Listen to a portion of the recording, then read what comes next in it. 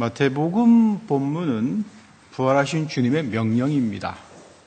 나는 하늘과 땅의 모든 권세를 아버지로부터 받았다. 창조자 하나님의 모든 권세를 그리스도가 받았다고 말합니다. 인류 역사상 죽은 자가 살아나지는 못합니다. 아직까지도 죽은 자가 살아났다.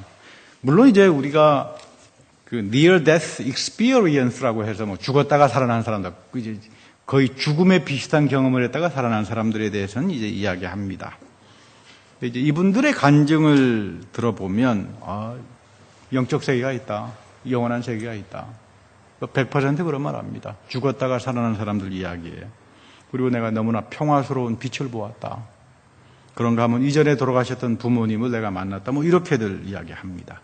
퀴블러-로스라고 하는 아주 유명한 스위스 출신의 세계적인 정신과 의사입니다. 이분은 평생 죽음과 죽어가는 과정을 연구하신 분이에요. 1999년도 타임즈로 기억하고 있습니다만 거기 세계에 영향을 미친 백인의 사상가 중에 한 분으로 꼽히기도 한 분입니다. 퀴블러-로스는. 이분이 그 죽음 이후의 삶이라고 하는 참 은혜스러운 책이 있는데 이런 이야기를 해요. 이 어떤 남자가 있었는데 자기 부인이 아이들을 데리고 친정댁에 가서 시골의 친척집에 방문하고 여행을 하다가 큰 가솔린 탱크 차하고 부딪혔습니다. 근데 이 가솔린이 부어지면서 자동차가 불에 타면서 모두가 다 타 죽어요. 중년의 남자였습니다. 직장도 좋았고 그 소식을 듣고는 전신이 마비가 돼버립니다. 충격 때문에. 잠을 못 자요. 매일 위스키를 먹어야 되고 나중에는 마약으로 하다가 더 이상 자기는 살 수 없다. 그래서 하루는 하나님 이거 해도 너무합니다. 밤에 시골 도로에 가서 이 자기 몸에다가 돌멩이를 놓고 죽으려고요. 차라리 이럴 거면 내가 죽겠습니다. 다 날리고 나 좀 죽여주십시오. 근데 마침 차가 트럭이 오다가 이 사람은 쳤습니다. 죽은 거죠.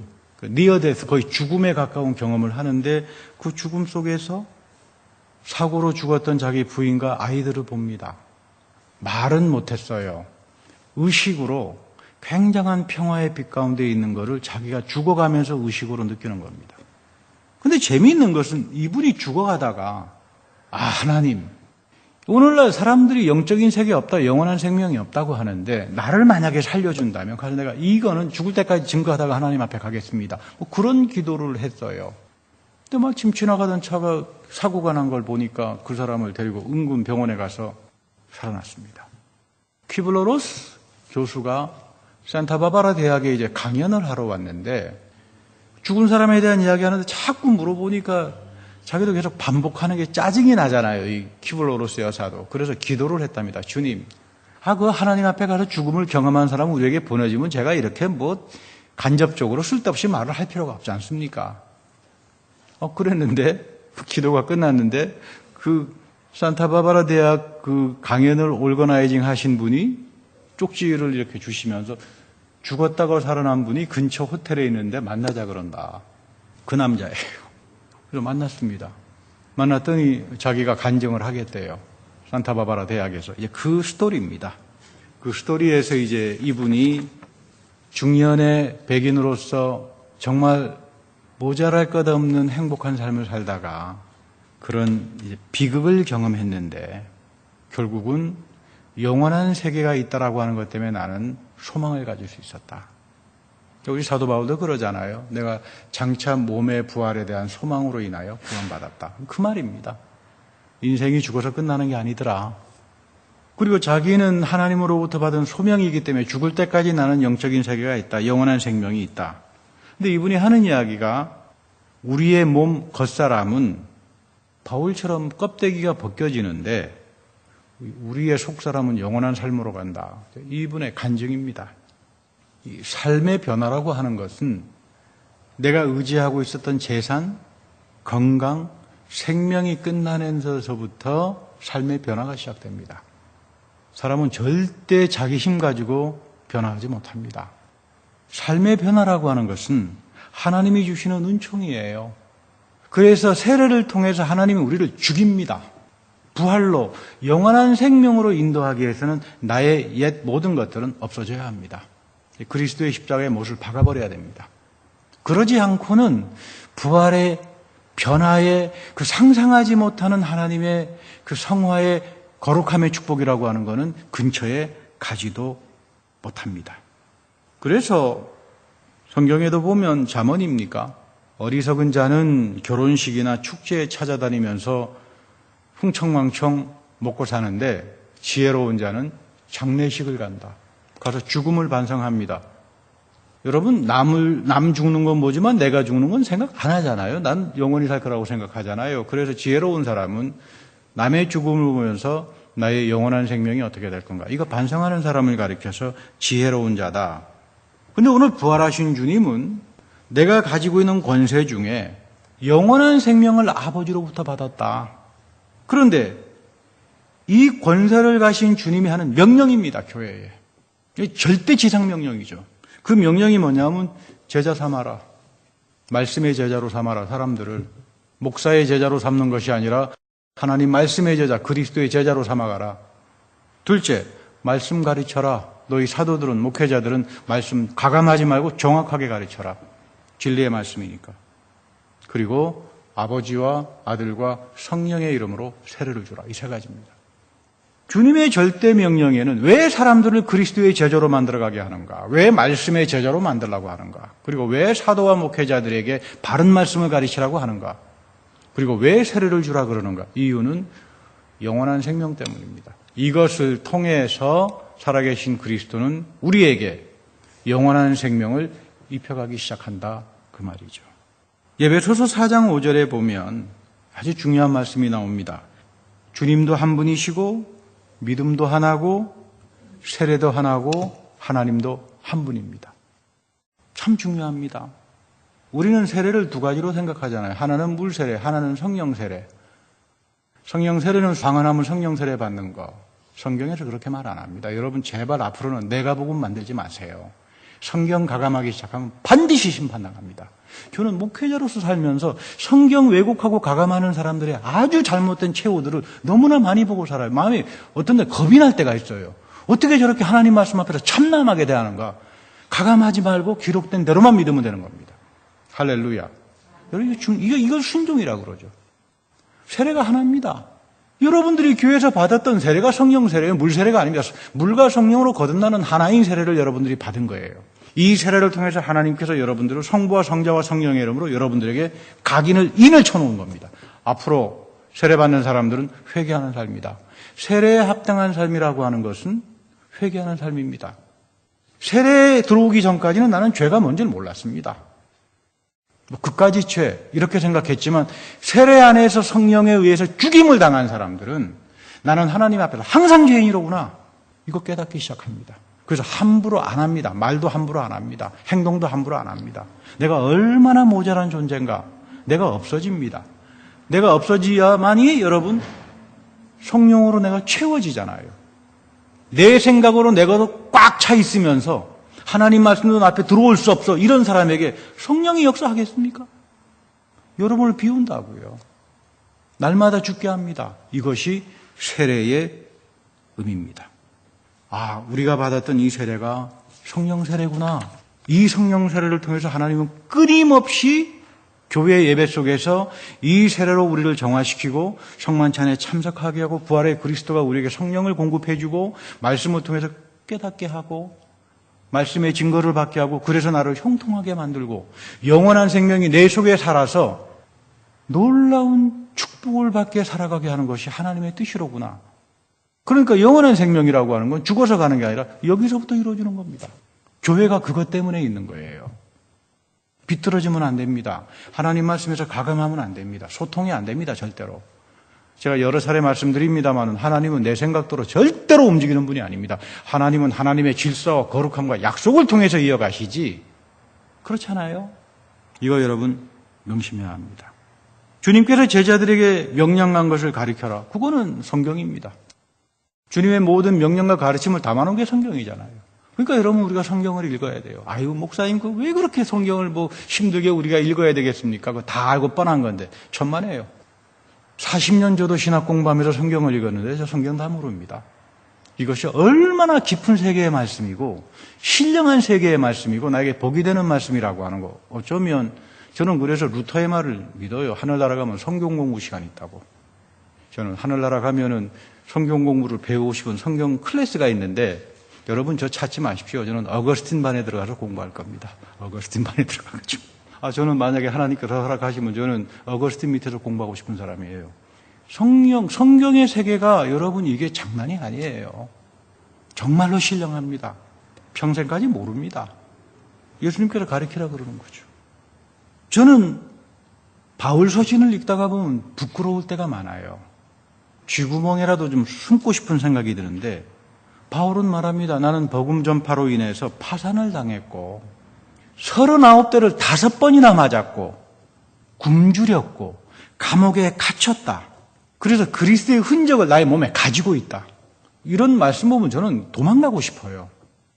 우리는 조금 자기 비위에 안 맞는 말 좀 희생스러운 거 좀 하라 그러면 입부터 나오는 사람들이잖아요. 그냥 불평부터 나오는 사람 아닙니까? 물론 우리 생명말씀 성도님들은 그런 분들은 아니라고 제가 믿고 있습니다만 제가 그렇다는 이야기입니다.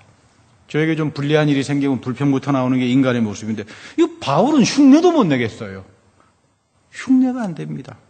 바울은 자신의 이런 위대한 행동이 나를 구원했다 이런 말 한마디도 안 합니다. 바울의 구원이 뭡니까? 은혜와 믿음이잖아요.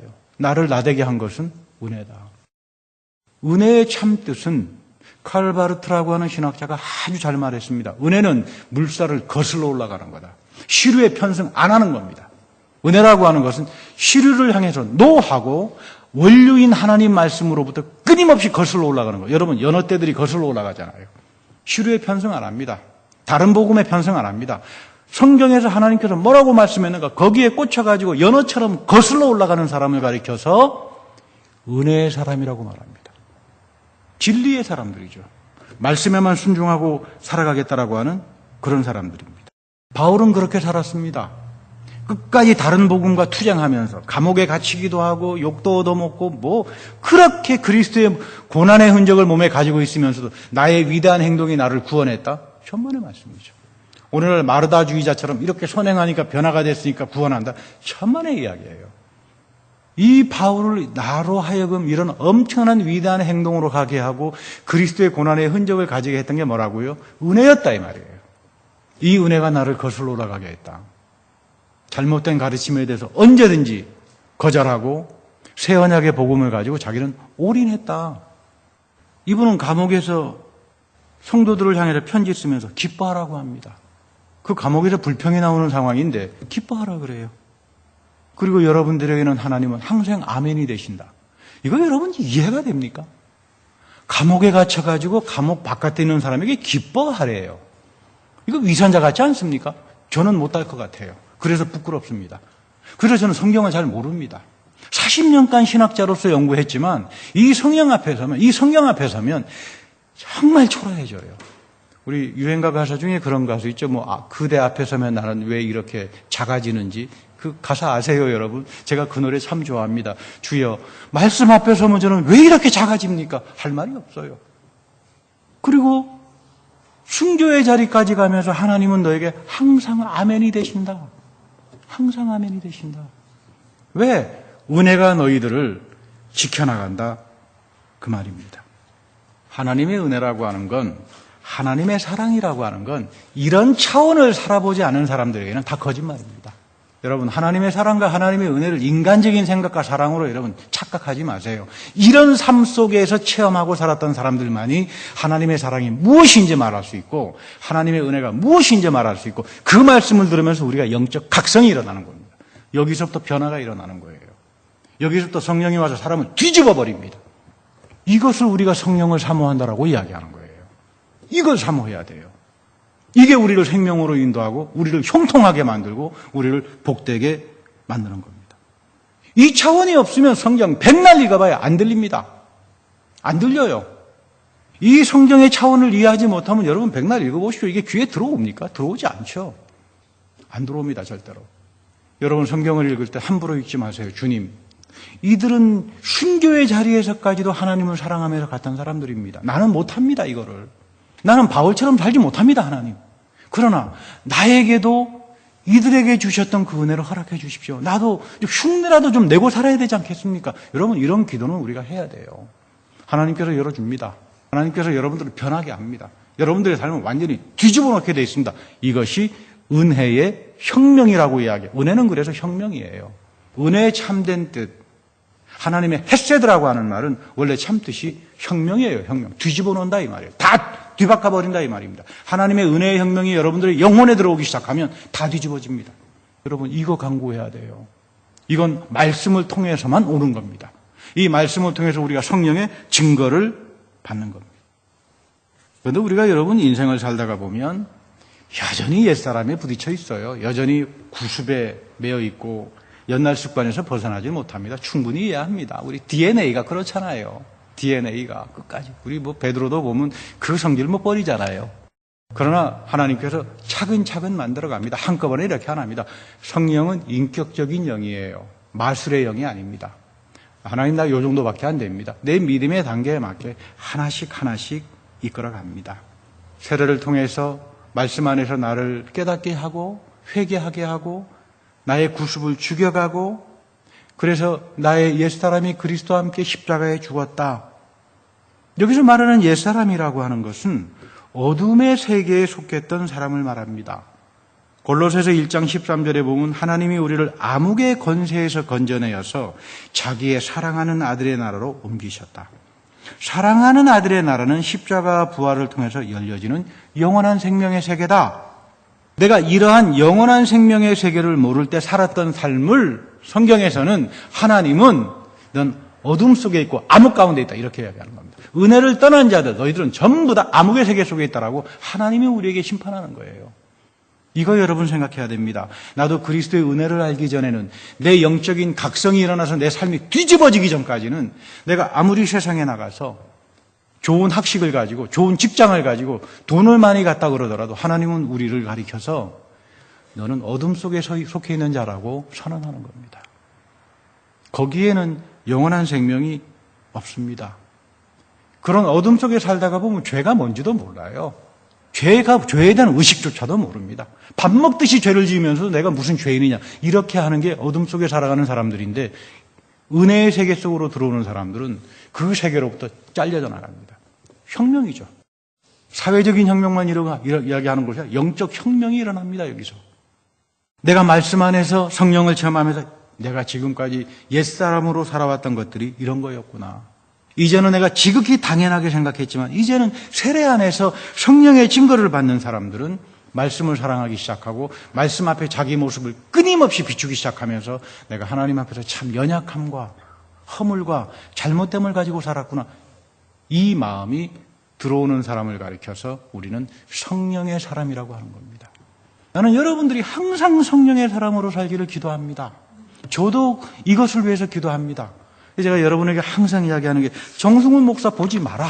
말씀을 보고 살아가자. 나도 이 말씀 속에서 나도 은혜와 구원을 받아야 되지 않겠습니까?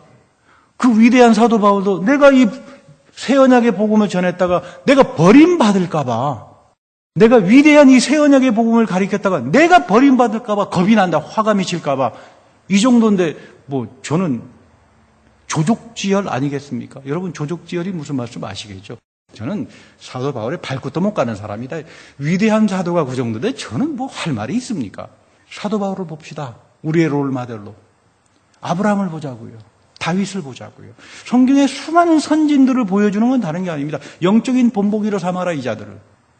어떤 분은 목사님 저 사람 굉장히 신령하고 정말 존경하는 사람입니다. 저는 안 믿습니다. 반드시 저 사람 앞에 실망할 날이 올 거다. 사람 안 믿어요 성경. 우리는 하나님 믿는 사람이지 사람 안 믿습니다. 그렇다고 해서 우리 정승훈 목사님 너무 그냥 이렇게 차가운 사람이다. 또 그렇게 또 생각하지 마세요. 저도 알고 보면 가슴이 참 따뜻한 사람입니다. 할렐루야. 그렇잖아요. 우리 시편 73편 보면 유명한 시입니다. 이게 세례하고는 상관이 없어 보이는데 내용적으로 들어가면 이게 아주 유명한 시죠. 이분은 아삽이라고 하는 분인데 하나님이 의로운 분이라고 하는 것에 실족해버린 사람이에요. 하나님이 의로워? 아니야. 세상 보니까 하나님 의롭지 않더라. 나쁜 짓 하는 사람들이 피둥피둥 살만 잘 찌고 돈만 잘 벌고 못된 짓 잘하는데 잘만 살더라. 근데 나는 뭐냐? 나는 하나님 앞에서 의롭게 살려고 정직하게 살려고 조금 죄 지으면 하나님이 두들겨 패고 말이죠. 내가 조금 하나님 말씀에서 빗나가 와서 두들겨 패고 말이죠. 저는 목회자로서 이 삶을 살아보기 때문에 알거든요. 모르겠습니다. 다른 목회자도 저는 다 마찬가지라고 봅니다. 그 조금 삐뚤어지면 하나님께서 두들겨 펴요. 아유, 나 이렇게 못 사는구나. 나는 그렇게 사는데 세상을 보니까 살만 피둥피둥 찌고 불건경하고 뭐 하나님이 어디 있느냐고 그러고 이 난리치는 사람들은 잘만 살아요. 그래서 내가 실족당했다. 이 이야기입니다. 여러분 성경에 보면 이런 이야기들이 넘쳐납니다. 우리 예레미야 이야기 봅시다. 예레미야 5장에 보면 하나님께서 예루살렘 심판한 게 의인 한 사람 없어서 그랬다 그래요. 의로운 자 하나 없다. 그러니까 예루살렘이 왜 멸망했다고요? 의로운 사람 한 명 없어서 멸망했어요. 근데 놀라운 거는 예레미야를 읽어보면 다 의롭다라고 이야기해요. 이스라엘 백성들이. 근데 하나님 보시기에는 하나도 없어요. 하나님의 기준하고 우리 기준이 다릅니다. 예레미야에 야, 너 가서 심판을 전해라. 여러분 예언자들은 위로를 전하는 사람이 아니죠. 다 심판입니다. 그렇잖아요. 여러분들 보면은 예언자들이 다 심판을 그러고 나서 회개하면 그 다음에 위로의 말씀이 오는 거지. 근데 거짓 선지자들은 전부 다 위로입니다. 싸움을 합니다. 하나나 하고. 이 하나나라고 하는 거짓 선지자는 하나님이 평화야, 하나님이 사랑이야, 신경 쓸 거 없어, 우리 죄 없어, 하나님께서 모든 걸 다 하셔 하는데 예레미야라고 하는 선지자가 무명의 선지자가 나타나서 하나님이 심판한다. 너희들 의인이 하나도 없다. 다 위선자들이다. 다 말씀으로 돌아가라. 하나님의 사랑이라고 하는 건 말씀을 통해서 배우는 거지 거짓 선지자들이 가르침을 통해서 배우는 게 아니다. 이 싸움합니다. 두들겨 맞고 쫓겨가고 뭐 지하 감옥에 갇히고요. 예레미야가 엄청 두들겨 맞고 그런 고난을 당하잖아요. 그런데 우상 숭배에 세상과 하나님 말씀을 혼합시켜버린 이스라엘 백성에게는 뭐가 진리인지, 뭐가 하나님이 사랑하는 건지, 뭐가 하나님이 싫어하는 건지 몰라요. 이걸 여러분 미혹당하는 거라 그럽니다. 미혹당하는 거. 자기 딴에는 엄청 잘하는 것 같은데 하나님 보기엔 다 미혹당한 거예요. 다 혼합주의에 빠져가지고. 다 도덕적인 걸 다 잊어버립니다. 하나님은 오래 참아요. 오래 참는데 더 이상 안 되면 하나님의 종 예언자들을 보내서 가서 경고해라. 너희들이 하나님 앞에 바로 선다는 것은 언약의 백성 아니냐. 말씀을 통해서 하나님이 사랑하는 걸 뭔지 배워라. 제가 여러분들에게 입버릇처럼 드리는 말씀이 뭐냐 하면 성경을 통해서 배우자 그 이야기입니다. 하나님의 사랑, 하나님의 은혜, 원수 사랑 이 모든 것들을 성경을 통해서 배우자고요. 이게 우리 세속화된 생각을 가지고 갖다 뽑아버리면 다 혼미가 됩니다. 다 혼합주의가 돼버리고 맙니다. 예언자들은 그걸 이야기해 주는 겁니다. 그래서 시편 73편에서 시험 들어요. 주님, 나는 주님 앞에서 깨끗이 살았고 죄를 짓지 않고 살았고 말씀에 순종해서 이렇게 살았는데 내가 죄 지을 때는 맨날 와서 저를 괴롭히고 하나님 화살을 쏘고 저를 심판했는데 왜 나만 가지고 그러십니까? 나도 나쁜 놈들처럼 살아가지고 잘 먹고 잘 살고 싶은데 하나님 불공평하지 않습니까? 오히려 죄를 무시하고 회개를 우습게 생각하고 하나님을 경멸하는 자들은 더 잘 되고 더 복되는데 이런 불공평함이 어디 있습니까? 근데 이 아삽이 17절에 가면은 이런 말을 합니다. 나는 이런 문제를 하나님의 성소에 들어가서야 알았다. 엄청난 이야기죠. 여러분들이 지금 하나님의 성소에 들어와 있잖아요. 하나님의 성소에 들어와서 뭐랍니까? 저 악한 자들의 종말이 어떻게 되는 줄은 성소에서 알았다. 성소는 기도하는 곳입니다. 회개하는 곳입니다. 말씀을 읽습니다. 예배에 참석합니다. 내가 예배를 드리다가 기도를 하다가 비로소 성령을 통해서 하나님께서 나에게 깨우쳐 주셨는데 저 피둥피둥 살쪄가지고 잘 되는 저 사람들이 종말이 어떤 줄을 알았다. 여러분 이거 우리 진지하게 생각해야 됩니다. 우리 인생에서 모든 문제는 뭘로부터 생기나면 남이 나를 어떻게 보나. 이게 여러분 문제를 키우는 아주 마귀적인 생각이에요. 남이 나를 어떻게 생각하나. 여러분 이거 생각하지 말아야 돼요. 남이 나를 어떻게 생각하냐 하다가 보니까 사람들이 내가 호주머니에 돈이 없으면 나를 무시하지. 그래서 열심히 돈 벌려고 그럽니다. 내가 권력이 없으니까 나를 무시하는구나. 그래서 열심히 정치 권력을 가져보려고 그러죠. 사람이 내가 공부를 많이 하니까 무시하는구나. 그래서 공부 많이 해가지고 직장을 가지려고 그럽니다. 근데 여러분 이렇게 해서 문제가 해결되는 줄 아십니까? 성경은 절대로 해결되지 않는다고 이야기해요. 하나님의 관점을 가져라. 하나님의 관점을 가져라. 하나님은 이런 사람들을 가리켜서 너희는 어둠 속에 있는 자들이고 너희들의 악인의 종말은 이미 결정됐다 이 말이에요. 은혜의 세계 속에 들어가서 하나님의 관점을 갖는 것을 가리켜서 우리는 믿음이라고 말합니다. 성령의 선물입니다. 항상 우리가 성령을 통해서 주님 나에게 믿음을 주십시오. 나에게 하나님의 생각을 내가 품고 살아가게 해주십시오. 성령의 생각으로 나를 채워주십시오. 이것이 예수의 십자가에서 일어났고 부활에서 일어나고 그렇기 때문에 우리는 하나님의 사랑을 하나님의 은혜를 알려면 십자가로 갈 수밖에 없어요. 근데 여러분 십자가가 사랑입니까? 십자가가 은혜입니까? 참혹한 심판 아닙니까? 십자가가 여러분 사랑이에요. 십자가가 여러분 은혜입니까? 참혹한 죽음이에요. 그 참혹한 죽음 속에서 나의 죽음을 본다 이 말. 하나님께서 예수를 통해서 나를 심판했다 이 말이에요.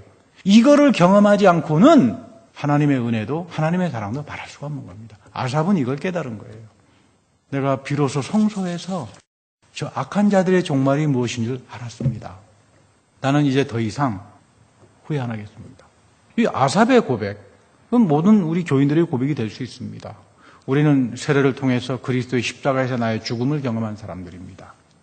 많은 세상의 사람들이 우리처럼 진지하게 여러분들처럼 하나님 말씀 앞에서 깨끗하게 살려고 그러고 순종하려고 그러고 애쓰게 좁은 길을 걸어갈 때 대로의 넓은 길을 다니면서 피둥피둥 살찌는 분이 있을 겁니다. 실망하지 말라 이 말이에요.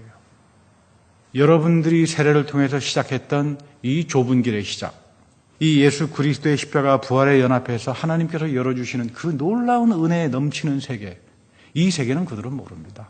이것이 여러분들에게 부어지기 시작할 때 우리는 세상 끝날까지 우리와 함께하는 이 세례의 은총을 통해서 끝까지 해주시는 그 하나님의 넘치는 은혜와 소통 가운데 살아가게 됩니다. 이 교회가 그리고 여러분들이 이런 형통과 말씀을 통한 소통 가운데 가는 복된 분들이 되기를 축복합니다. 다 같이 기도하겠습니다. 하나님, 우리에게 성령을 주시고 귀한 믿음을 주시고 하나님 말씀 사모하면서 주님이 사랑하는 것이 무엇인지, 주님께서 싫어하는 것이 무엇인지 영적 분별을 가지고 살아가.